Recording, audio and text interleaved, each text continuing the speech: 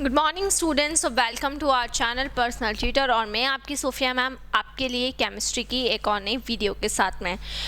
तो जैसे कि हम यहाँ पर पढ़ रहे हैं बीएससी फर्स्ट ईयर, और बीएससी फर्स्ट ईयर का ऑर्गेनिक केमिस्ट्री की हमने 3 यूनिट ऑलरेडी कवर अप कर ली है।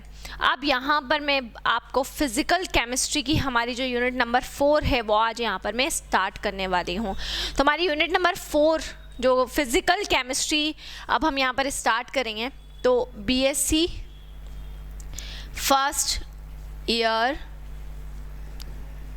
और इसमें हमारी यूनिट नंबर 4, ठीक है, फिज़िकल केमिस्ट्री, फिज़िकल केमिस्ट्री, ठीक है, फिज़िकल केमिस्ट्री की यूनिट नंबर 4 जिसका नाम है केमिकल डायनेमिक्स। केमिकल डायनेमिक्स, ये इस यूनिट का नाम है। तो BSc first year unit number 4 physical chemistry chemical dynamics हम यहाँ पर पढ़ने वाले हैं। सबसे पहले हम बात करते हैं केमिकल डायनेमिक्स या केमिकल काइनेटिक्स जिसको हम कहते हैं। इसमें हम पढ़ते क्या हैं? इस पर्टिकुलर यूनिट के अंदर हम पढ़ेंगे रिएक्शंस के बारे में। रिएक्शन फास्ट होगी, रिएक्शन स्लो होगी, ये कैसे पता किया जाता है, ये उसकी काइनेटिक्स से पता किया जाता है। तो यहाँ पर हम वो सारे फैक्टर्स पढ़ेंगे जिसके बेसिस पे हम ये पता करते हैं कि हमारी जो भी केमिकल रिएक्शन होती है वो फास्टर होगी, वो स्लोअर होगी, वो किस तरीके से हो रही है, उसकी रेट क्या है, उसका टाइमिंग क्या है कंप्लीशन का। मतलब फिज़िकल बेसिस पे हम किसी भी केमिकल रिएक्शन की कंप्लीट इन्फॉर्मेशन लेते हैं, उसका कंप्लीट काइनेटिक्स पता करते हैं, और उसके लिए हम बहुत सारे फैक्टर्स का यहाँ पर यूज़ करते हैं जिसको हम किस में पढ़ेंगे? केमिकल डायनेमिक्स में पढ़ेंगे, ठीक है। अब यहाँ पर सबसे बेसिक चीज़ हमें यहाँ पर आपको पढ़ाने वाली हूँ केमिकल डायनेमिक्स के अंदर, वो है आपका पहला ही टॉपिक है, वो है rate of a chemical reaction, ठीक है। Rate of a chemical reaction, ये सबसे बेसिक चीज़ आती है, rate of a chemical reaction, है ना, ये हमारा टॉपिक है। रेट से हमें क्या पता चलता है? रेट से हमें ये पता चलता है कि कोई भी जो हमारी केमिकल रिएक्शन है वो फास्ट हो रही है, वो स्लो हो रही है, उसकी स्पीड क्या है, ये हमें किससे पता चलता है? ये हमें रेट से पता चलता है। तो जब हम rate of a chemical reaction की कैलकुलेशन करेंगे या रेट के बारे में पता करते हैं, तो रेट का मतलब क्या होगा? रेट का मतलब कि रिएक्शन फास्ट होगी, रिएक्शन स्लो होगी, ये सारे कॉन्सेप्ट हम rate of a chemical reaction में पता करेंगे। देखिए, रिएक्शन जो होती है, जनरल जो रिएक्शन होती है, वो मेनली हम 3 कैटेगरी में उसको डिस्क्राइब करते हैं। एक हो जाएगी फास्ट, एक हो जाएगी स्लो, और एक होती है मॉडरेट। फास्ट रिएक्शन ऐसी रिएक्शन होती है जो कुछ सेकंड्स के अंदर कंप्लीट हो जाएगी, कुछ सेकंड में ही जो कंप्लीट होने वाली रिएक्शन होती हैं उनको हम फास्ट रिएक्शन कहते हैं। स्लो रिएक्शन वो होगी जो आवर्स लेगी, डेज़ लेगी, या बोल सकते हैं जिनमें हमें डेज़ लगते हैं, मंथ लगते हैं, ईयर लगते हैं, वो सारी रिएक्शन किस में आ जाती हैं? वो सारी की सारी रिएक्शन हमारी स्लो में आ जाती है। मॉडरेट रिएक्शन जो कुछ मिनट्स में कंप्लीट होने वाली रिएक्शंस होती हैं उनको हम बोलते हैं मॉडरेट रिएक्शन। तो ये हमारी 3 कैटेगरी होती है केमिकल रिएक्शन की। जनरली अगर हम बात करें किसी भी केमिकल रिएक्शन को जब हम पढ़ते हैं, तो केमिकल रिएक्शन का मतलब होता है जिसमें कोई भी रिएक्टेंट हम लेते हैं और वो रिएक्टेंट किस में कन्वर्ट हो जाता है? वो रिएक्टेंट प्रोडक्ट में कन्वर्ट हो जाता है। तो कोई भी रिएक्टेंट हमने लिया और उस रिएक्टेंट को हम किस में कन्वर्ट कर रहे हैं? उस रिएक्टेंट को जब हम प्रोडक्ट में कन्वर्ट करते हैं तो इसको बोला जाता है rate of a chemical reaction. So rate of a chemical reaction का मतलब कोई भी रिएक्टेंट को हमने लिया है और वो रिएक्टेंट किस में कन्वर्ट हो रहा है? वो रिएक्टेंट प्रोडक्ट में अगर कन्वर्ट हो रहा है तो उसे हम रेट ऑफ केमिकल रिएक्शन उसको हम कहेंगे। अब होता क्या है, आप मान लीजिए कोई भी रिएक्टेंट को ले रहे हैं तो उसी रिएक्टेंट को आप काय में कन्वर्ट करवाते हैं? आप प्रोडक्ट में कन्वर्ट करवाते हैं। तो इनिशियल लेवल पे अगर मैं बात करूं, इनिशियल लेवल पे अगर मैं बात करूं तो रिएक्टेंट, जब रिएक्शन स्टार्ट नहीं होगी तो रिएक्टेंट मेरा पूरा कैसा होगा? जब रिएक्शन स्टार्ट नहीं हो रही है तो रिएक्टेंट पूरा 100% होगा। जब रिएक्शन स्टार्ट नहीं हो रही है तो रिएक्टेंट पूरा कितना होगा? 100% होगा। रिएक्टेंट पूरा 100% है। जब रिएक्शन स्टार्ट नहीं हो रही है तब रिएक्टेंट कितना है? रिएक्टेंट 100% है। अब रिएक्टेंट से कन्वर्जन किस में हुआ? रिएक्टेंट से कन्वर्जन प्रोडक्ट में हुआ। रिएक्टेंट से किस में कन्वर्जन हुआ? रिएक्टेंट से कन्वर्जन हो गया प्रोडक्ट में। ठीक है, तो रिएक्टेंट से प्रोडक्ट में जैसे जैसे कन्वर्जन होना स्टार्ट होगा तो प्रोडक्ट कहीं और से नहीं आ रहा है। प्रोडक्ट किससे बन रहा है? प्रोडक्ट रिएक्टेंट से ही बन रहा है ना। तो रिएक्टेंट का कंसंट्रेशन क्या होने लगेगा? धीरे धीरे जैसे जैसे रिएक्शन आगे बढ़ती जाएगी रिएक्टेंट का कंसंट्रेशन कम होने लगेगा। देखिए, जैसे कंसिडर करिए आपका A+B कोई रिएक्टेंट है, इससे प्रोडक्ट बन रहा है हमारा AB। जब टाइम ज़ीरो है मतलब कि रिएक्शन स्टार्ट नहीं हुई है, तो टाइम ज़ीरो पर मेरा जो रिएक्टेंट है वो कितना परसेंट होगा? मेरा जो रिएक्टेंट है वो 0% होगा। रिएक्टेंट कितना होगा? 0% होगा। और प्रोडक्ट में रिएक्टेंट 100% होगा और प्रोडक्ट मेरा कितना होगा? 0% होगा। जब रिएक्शन स्टार्ट नहीं हुई है, इन दोनों ने आपस में रिएक्शन ही नहीं करी है, आपस में इंटरेक्शन ही नहीं किया है, तो डेफिनेटली इनका कंसंट्रेशन तो फुल ही होगा ना, ये तो पूरे होंगे। और ये बिल्कुल भी नहीं है क्योंकि रिएक्शन स्टार्ट हुई ही नहीं है ना। लेकिन कंसिडर करिए रिएक्शन स्टार्ट हुई तो धीरे धीरे करके अब क्या होगा? केमिकल रिएक्शन का मतलब क्या? केमिकल रिएक्शन का मतलब ये कि धीरे धीरे करके अब जो रिएक्टेंट है वो किस में बदलेगा? प्रोडक्ट में बदलेगा। तो जैसे जैसे हमारी रिएक्शन आगे बढ़ती जाएगी, जैसे जैसे रिएक्शन आगे की तरफ बढ़ रही है वैसे वैसे क्या होगा? जो रिएक्टेंट 100% था अब वो डेफिनेटली धीरे धीरे करके क्या होने लगेगा? वो कम होने लगेगा। और क्योंकि इसका कन्वर्जन किस में हो रहा है? इसका कन्वर्जन प्रोडक्ट के अंदर हो रहा है। इसका कन्वर्जन किस में हो रहा है? इसका कन्वर्जन प्रोडक्ट के अंदर हो रहा है। तो प्रोडक्ट के केस में क्या हो रहा है? प्रोडक्ट के केस में प्रोडक्ट 0% था, लेकिन रिएक्टेंट जो है वो जब प्रोडक्ट में बदलेगा तो धीरे धीरे करके इसका जो कंसंट्रेशन है वो क्या होने लगेगा? इसका जो कंसंट्रेशन है वो बढ़ने लगेगा। जो हमारा प्रोडक्ट है उसका कंसंट्रेशन क्या होने लगेगा? उसका कंसंट्रेशन बढ़ने लगेगा। तो पहले रिएक्टेंट का कंसंट्रेशन क्या था? इनिशियल लेवल पे 100 था। अब मान लीजिए थोड़ी रिएक्शन आगे बढ़ी, किसी भी टाइम पर थोड़ी रिएक्शन आगे बढ़ी, मान लीजिए कि 10% जो हमारा रिएक्टेंट था वो प्रोडक्ट में बदल गया। 10% बदला है तो प्रोडक्ट कितना हो जाएगा? प्रोडक्ट 10% हो जाएगा। सो 10% रिएक्टेंट जब प्रोडक्ट में चेंज हुआ, 10% रिएक्टेंट जब प्रोडक्ट में बदला तो अब रिएक्टेंट कितना बच गया? अब रिएक्टेंट रह गया 90%, है ना। रिएक्टेंट कितना हो गया? रिएक्टेंट बच गया 90%। जब 10% of reactant is converted into product तो प्रोडक्ट का कंसंट्रेशन हो गया है 10% और रिएक्टेंट कितना रह गया? रिएक्टेंट हो गया आपका 90%। रिएक्टेंट कितना हो गया? रिएक्टेंट हो गया आपका 90%। तो रिएक्टेंट 90% हो गया और प्रोडक्ट कितना हो गया? प्रोडक्ट हो गया 10%। ठीक है, और रिएक्शन को आगे बढ़ाते हैं। और रिएक्शन आगे बढ़ी, कंसीडर करिए कि आपकी ये आपका 60% जो है वो इसमें कन्वर्ट हो गया, तो ये तो 40 ही बचा और ये कितना हो जाएगा? ये 60 हो जाएगा। और एक कंडीशन ऐसी आएगी जब रिएक्शन कंप्लीट हो जाएगी तो ये 0 बचेगा और ये पूरा 100, है ना। तो आपने क्या नोटिस किया बच्चों? नोटिस ये करना है कि जब रिएक्शन स्टार्ट नहीं हुई थी तो रिएक्टेंट का कंसंट्रेशन फुल था, है ना, और प्रोडक्ट कम था। प्रोडक्ट का कंसंट्रेशन कम था, रिएक्टेंट का कंसंट्रेशन पूरा था, प्रोडक्ट का कंसंट्रेशन कम था जब रिएक्शन स्टार्ट नहीं हुई थी। लेकिन जैसे जैसे रिएक्शन आगे बढ़ने लगी, जैसे जैसे रिएक्शन आगे बढ़ रही है, जैसे जैसे रिएक्शन आगे फॉरवर्ड हो रही है, जैसे जैसे केमिकल रिएक्शन आगे की तरफ बढ़ रही है, तो क्या हो रहा है? रिएक्टेंट का कंसंट्रेशन तो कम होता जा रहा है और प्रोडक्ट का कंसंट्रेशन देखिए बढ़ता जा रहा है। रिएक्टेंट का कंसंट्रेशन कम हो रहा है, प्रोडक्ट का कंसंट्रेशन बढ़ रहा है।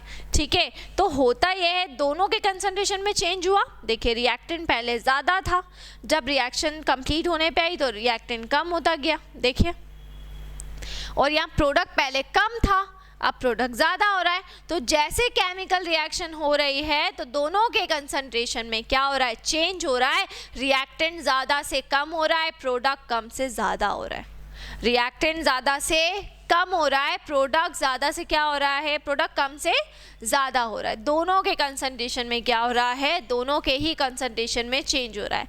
ये जो दोनों के कंसंट्रेशन में चेंज होता है, रिएक्टेंट और प्रोडक्ट दोनों के कंसंट्रेशन में किसके रिस्पेक्ट में, टाइम के रिस्पेक्ट में चेंज हो रहा है। पहले टाइम 0 था, रिएक्शन स्टार्ट नहीं हुई थी तो कंसंट्रेशन अलग था। अब जैसे जैसे टाइम बढ़ता गया तो रिएक्शन होती गई और टाइम के साथ में दोनों का जो कंसंट्रेशन है वो भी चेंज होता गया। तो जैसे जैसे दोनों का कंसंट्रेशन चेंज होता गया तो इसी को हम कहते हैं rate of a chemical reaction, क्योंकि जब वो अपने कंसंट्रेशन में चेंज करेंगे तभी तो रिएक्शन होगी। जितनी जल्दी कंसंट्रेशन में चेंज होगा उतनी ही जल्दी केमिकल रिएक्शन होगी। तो यहाँ पर जो भी रिएक्शन की रेट होती है वो किस पर डिपेंड करती है, रिएक्शन की रेट यहाँ पर कंसंट्रेशन के चेंज के ऊपर डिपेंड कर रही है। So rate of chemical reaction को हम कैसे डिफाइन करेंगे, बहुत इजीली डिफाइन कर सकते हैं। The change in concentration of reactant और product, the change in concentration of reactant और product in a unit time of interval. एक यूनिट टाइम ऑफ इंटरवल के अंदर रिएक्टेंट और प्रोडक्ट के कॉन्सेंट्रेशन में जो भी चेंज होता है, दोनों के कॉन्सेंट्रेशन में जो भी चेंज होता है उसको हम क्या कहते हैं, उसको हम कहते हैं रेट ऑफ केमिकल रिएक्शन। तो the change in concentration of reactant or product in a unit time of interval is called rate of a chemical reaction. So rate of chemical reaction का मतलब आप लोगों को समझ में आया होगा कि दोनों के कॉन्सेंट्रेशन में जो हम चेंज करते हैं, रिएक्टेंट के भी कॉन्सेंट्रेशन में हम चेंज करते हैं, प्रोडक्ट के भी कॉन्सेंट्रेशन में हम चेंज करते हैं, दोनों के ही कॉन्सेंट्रेशन में जो चेंज होता है टाइम के रिस्पेक्ट में, वही हमारी रेट ऑफ केमिकल रिएक्शन होती है। अब इसको मैं आपको एक फॉर्मूले से समझा देती हूँ। देखिए, रेट ऑफ केमिकल रिएक्शन, तो rate of chemical reaction is equals to change in concentration of reactant और प्रोडक्ट और अपॉन में हो जाएगा टाइम टेकन। ठीक है, तो rate of a chemical reaction is equals to change in concentration of reactant और प्रोडक्ट और अपॉन में क्या हो जाएगा, अपॉन में हो जाएगा यहाँ पर टाइम टेकन। टाइम टेकन हम यहाँ पर रख लेंगे। तो कॉन्सेंट्रेशन में चेंज हो रहा है, चेंज इन कॉन्सेंट्रेशन, दोनों के कॉन्सेंट्रेशन में चेंज होगा, रिएक्टेंट के और प्रोडक्ट के, और अपॉन में ले लेंगे हम टाइम टेकन। इसी तरीके से देखिए, अगर मैं यहाँ पर रेट ऑफ रिएक्टेंट लिखूँ, किसकी, रेट ऑफ रिएक्टेंट, तो रेट ऑफ रिएक्टेंट क्या होगा, रेट ऑफ रिएक्टेंट क्या होगा, रिएक्टेंट का कंसंट्रेशन क्या होता है, ज़्यादा से कम होता है, ज़्यादा से क्या होता है, कम होता है रिएक्टेंट का कंसंट्रेशन। तो यहाँ पर हम लिखेंगे decrement in concentration of reactant, decrement in concentration of reactant, और अपॉन में क्या हो जाएगा, अपॉन में हो जाएगा time taken. Decrement in concentration of reactant और अपॉन में हो जाएगा टाइम टेकन। तो decrement in concentration of reactant और उसके अपॉन में आ जाएगा टाइम टेकन। तो यहाँ पर क्या हो रहा है, रेट ऑफ रिएक्टेंट की जब हम बात कर रहे हैं तो रेट ऑफ रिएक्टेंट के केस में क्या हो रहा है, कॉन्सेंट्रेशन ऑफ रिएक्टेंट में डिक्रीमेंट हो रहा है। तो यहाँ पर डिक्रीमेंट के बेसिस पे हम निकालेंगे। ठीक है, तो decrement in concentration of reactant upon में टाइम टेकन। फिर रेट ऑफ प्रोडक्ट, तो रेट ऑफ प्रोडक्ट कैसे निकालेंगे, इंक्रीमेंट इन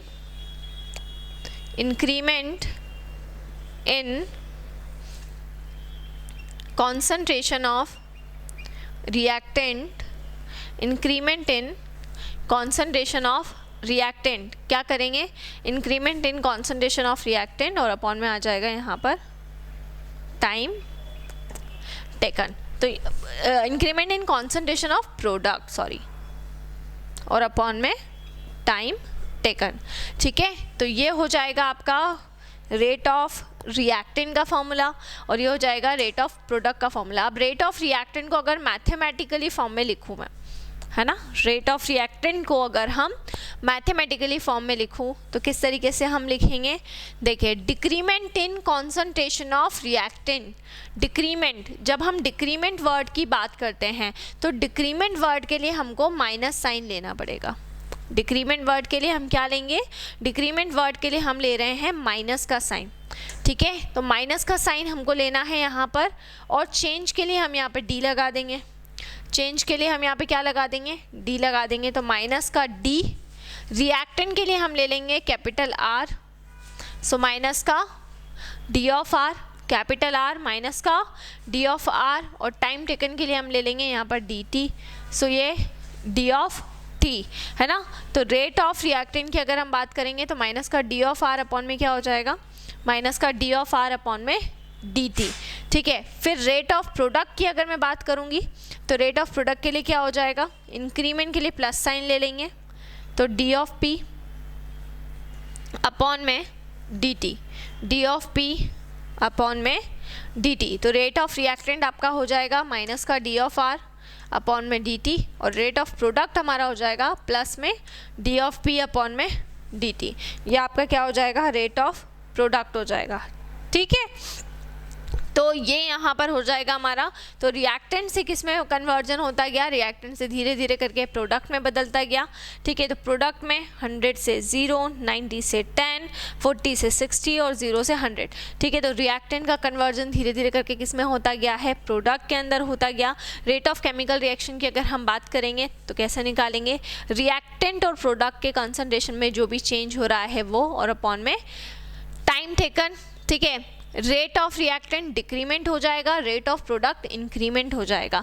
चेंज के लिए आप यहाँ पे डी की जगह पे डेल का भी आप चाहें तो यूज़ कर सकते हैं। इसके अलावा अगर हम देखें तो हम रेट को एक तरीके से और बोल सकते हैं, रिएक्टेंट जो होता है वो डिसअपेयर होता है और प्रोडक्ट जो होता है वो अपेयर होता है ना। तो rate is equals to rate of disappearance of reactant and is equals to rate of appearance of reactant. मतलब यहाँ पे जो हम डिक्रीमेंट लिख रहे हैं उसकी जगह पे हम ये भी लिख सकते हैं rate of disappearance of reactant, या रेट की जगह पे रेट ऑफ डिसअपेरेंस। डिसअपेरेंस मतलब कम हो रहा है, डिसअपेयर हो रहा है ना, तो कम हो रहा है मतलब डिसअपेयर हो रहा है। तो rate of disappearance of reactant, और एक हम प्रोडक्ट की जगह पे लिख सकते हैं rate of appearance of product. तो एक जगह पे हम लिख लिया rate of disappearance of reactant, और एक जगह पे हो जाएगा rate of appearance of product. तो दो तरीके होते हैं जिसके बेसिस पे आप रिएक्टेंट और प्रोडक्ट की रेट को बता सकते हैं। ठीक है, डिसअपेरेंस एंड अपेरेंस, इन दोनों के ऊपर कुछ क्वेश्चंस भी आते हैं, वो भी हम डिस्कस करेंगे, वो न्यूमेरिकल प्रॉब्लम में मैं आपको डिस्कस करवाऊंगी। लेकिन उसके पहले हमारा जो रेट ऑफ केमिकल रिएक्शन का जो ये टॉपिक था, ये बेसिक्स में आता है आपके केमिकल डायनेमिक्स के अंदर। ठीक है, अगर आपसे कभी पूछ ले कि स्कोप ऑफ केमिकल डायनेमिक्स क्या है, उसमें आप एक ये पॉइंट भी ले सकते हैं कि जो केमिकल डायनेमिक्स हैं वो रेट लॉ, ऑर्डर, उसके बाद में रेट ऑफ रिएक्शन, इन सभी के लिए यूज़ आता है। तो आपको कभी भी स्कोप आए तो आप इन्हीं को पॉइंट्स बनाकर और लिखकर और आ सकते हैं। ठीक है, तो ये आपका रेट ऑफ केमिकल रिएक्शन था। अब रेट ऑफ केमिकल रिएक्शन को कौन कौन से ऐसे फैक्टर्स हैं जो इन्फ्लुएंस करते हैं वो हम पढ़ेंगे हमारी नेक्स्ट वाली वीडियो में। तो इसी तरह से जुड़े रहिए हमारे साथ में, वीडियोस को लाइक करते रहिए और चैनल को सब्सक्राइब करना ना भूलें। और हम लोगों ने आपके लिए, क्योंकि हमारे चैनल पर कंटेंट क्राउड बहुत ज़्यादा होने की वजह से हमने आपके लिए हमारा एक दूसरा चैनल बनाया है जिसका नाम है पर्सनल ट्यूटर 2। तो अब आपको हमारे वीडियो लेक्चर्स पर्सनल ट्यूटर 1 और पर्सनल ट्यूटर 2 दोनों पर ही अवेलेबल रहेंगे। तो आप प्लीज़ जाकर पर्सनल ट्यूटर 2 को सब्सक्राइब करें, उसे लाइक करें और उसे ज़्यादा से ज़्यादा शेयर करें। Thank you.